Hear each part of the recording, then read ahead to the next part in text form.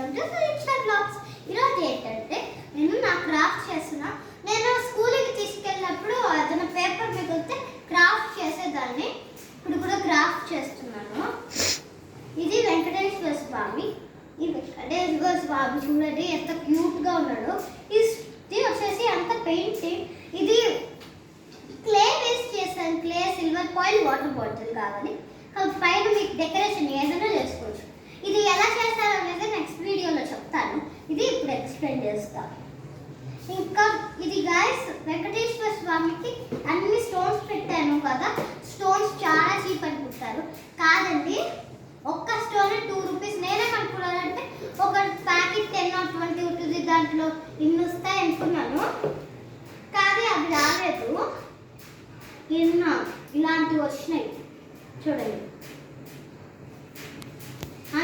చాలా full కాస్ట్లీగా stones అయితే. ఇప్పుడు ఇది స్టోన్ కాదు, ఇది ఒక చైన్. బాగుంది కదా అనుకున్నా. ఇది వెంకటేశ్వర స్వామి, దీన్ని ఏమంటారు తెలీదు. ఆ సేమ్ దీనిలాగా ఉందనేసి కొన్నాను. బాగుంది కదా, బాగా. కానీ లోటస్ ఫ్లవర్ చేస్తున్నాను. దీన్ని ఇది అడ్డేస్తుంది, కానీ ఇది డెకరేషన్గా ఉంది. తీసేస్తే బాగుంటుంది.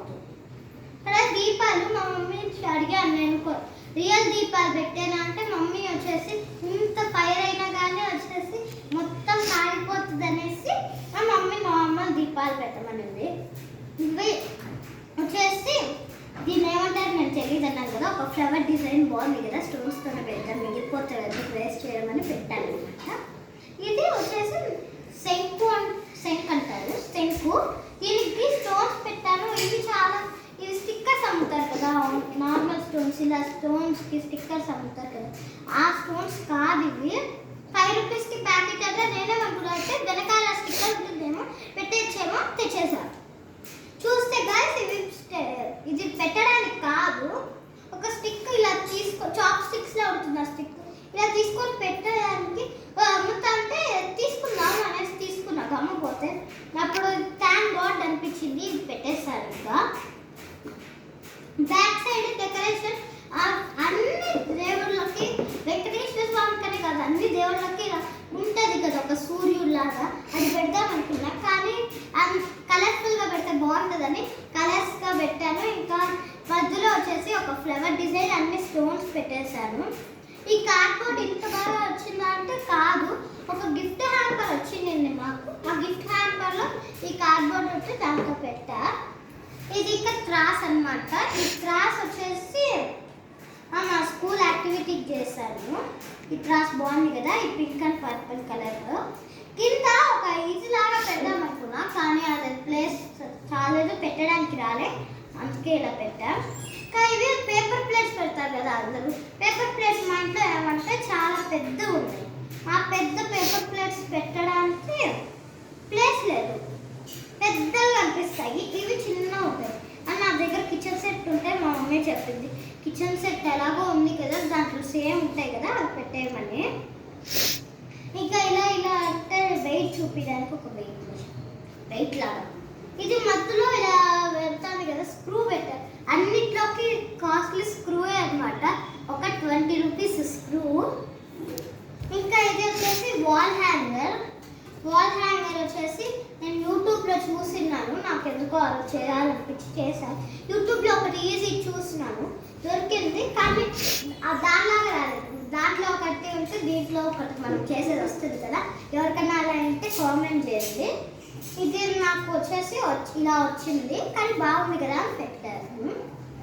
ఇది ఫస్ట్ ఓన్లీ ఒక లేయర్ చేశామన్నమాట. ఒక లేయర్ చేసినప్పుడు ఇంకా చాలా ప్లేస్ మిగిలింది, ఫ్లవర్ పెట్టాయి కూడా. ఈ 2 వచ్చేసి ఎక్స్ట్రాగా మిగిలిపోయినాయి. వాళ్ళు పెట్టింది కొంచెం పెద్దది పెట్టారు.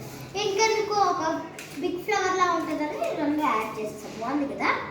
కింద హార్ట్ సింబల్స్ కలర్ పెట్టారు దారంతో. ఇది నా దగ్గర వచ్చేసి నిన్న ఉమెన్స్ డే కదా, ఉమెన్స్ డేకి 2 గిఫ్ట్స్ ఇచ్చినాను.